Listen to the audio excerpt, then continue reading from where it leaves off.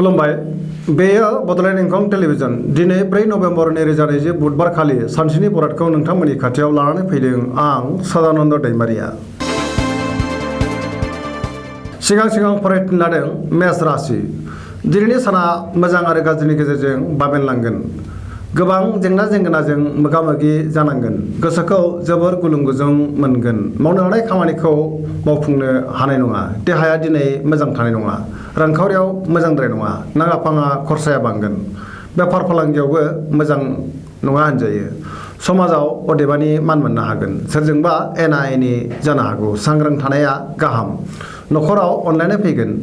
फिसाज्ला एबा फिसाजोनि थाखाय गोसोनि जिंगाया बांगोन। वृष राशि। दिनैनि साना जोबोर मोजां। गुबुननि हेफाजाब मोननानै गोसोखौ जोबोर गोजोननाय मोनगोन। गोसोखौ बोलो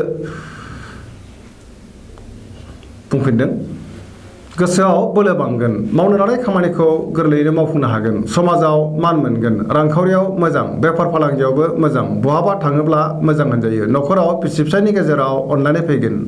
देहाया दिनै मोजाङै थागोन। सेंग्रा सिख्लाफ्रा जोबोर रमान्टिक जागोन आरो गोसोनि साननायखौ फोरमायलायनोबो हागोन। सोरबा लोगोनिफ्राय मोजां खौरां मोनगोन। गोसोनि साननाया जाफुंगोन।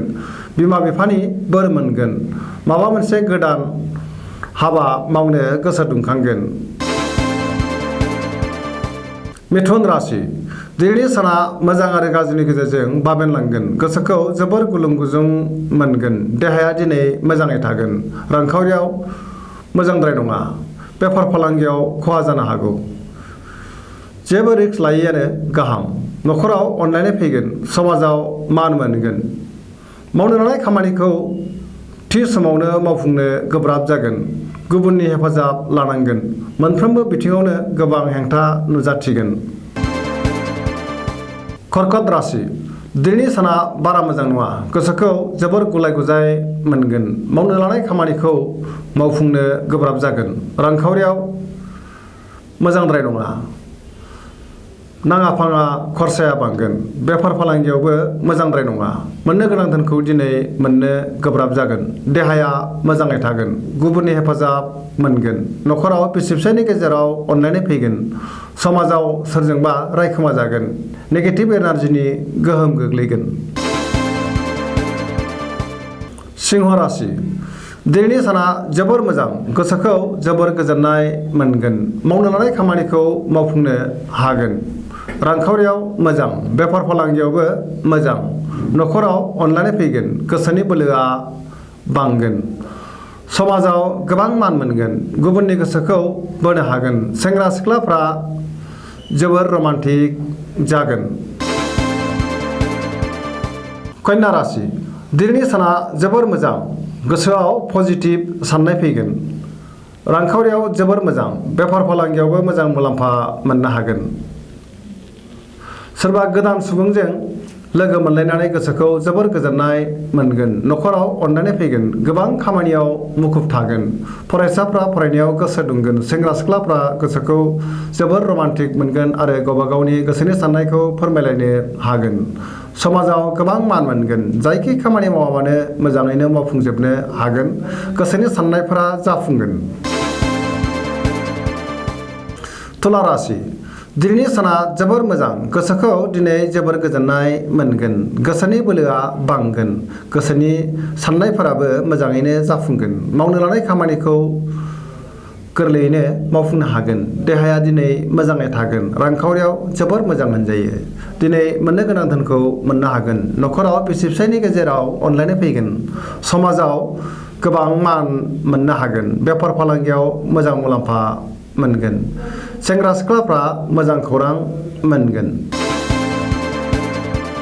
वृश्चिक राशि। दिनैनि साना जोबोर मोजां। गोसोआव मोजां साननाय आरो गोग्गो साननाय फैगोन। मावनो लानाय खामानिखौ थि समावनो मावफुंनो हागोन। गोसोनि साननायफोरा जाफुंगोन। गोसोनि बोलोआ बांगोन। समाजाव गोबां मान मोनगोन। न'खराव बिसि-फिसायनि गेजेराव अनलायनाय फैगोन। रांखावरियाव जोबोर मोजां। बेफार फालांगियावबो मोजां मुलाम्फा मोननो हागोन। देहाया दिनै मोजाङै थागोन। गुबुननि गोसोखौ बोनो हागोन। गोबां मोजां खाबु फैगोन आरो बे खाबुखौ लानाया गाहाम।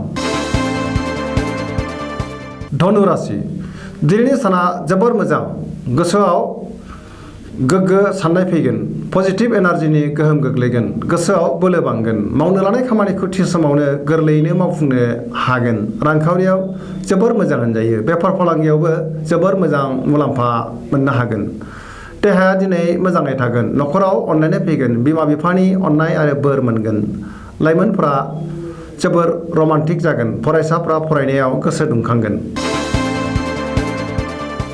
मकर राशि दिनैनि साना जोबोर मोजां गोसोखौ जोबोर गोजोननाय मोनगोन देहाया दिनै मोजाङै थागोन गोसोनि साननाया जाफुंगोन रांखावरियाव जोबोर मोजां बेफार फालांगियावबो मोजां मुलाम्फा मोननो हागोन मोननो गोनां धोनखौ दिनै मोननो हागोन मावनो लानाय खामानिखौ गोरलैयैनो मावफुंनो हानानै बांसिन गोजोनगोन न'खराव बिसि फिसायनि गेजेराव अनलायनाय फैगोन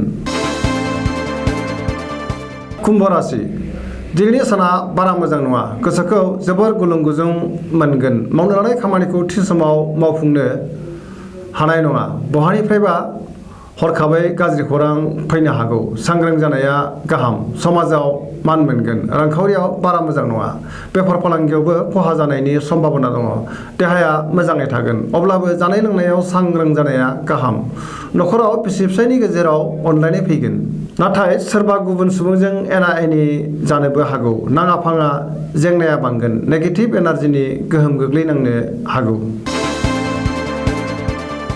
मीन राशि दिनैनि साना मोजां आरो गाज्रिनि गेजेरजों बाबेनलांगोन गोसोखौ जोबोर बेले बेजे मोनगोन गोसोनि बोलोआ लोरबां जागोन देहाया मोजाङै थागोन रांखावरियाव मोजां अब्लाबो खरसाया बांगोन बेफार फालांगियाव मोजां होनजायो न'खराव अनलायनाय फैगोन गुबुननि थाखाय गोबां जेंनायाव गोग्लैनांनो हागौ गोबां खामानियाव मुखुब थानांगोन सेंग्रा सिख्लाफ्रा गोसोखौ जोबोर रमान्टिक मोनगोन